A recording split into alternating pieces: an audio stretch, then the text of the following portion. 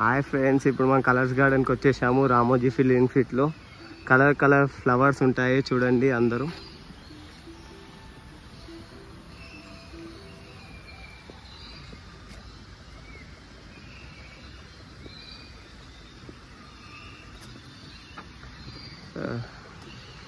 ఎక్కడ లేని ఫ్లవర్స్ ఉంటాయి చూడండి, కలర్స్ ఉంటాయి మొత్తం.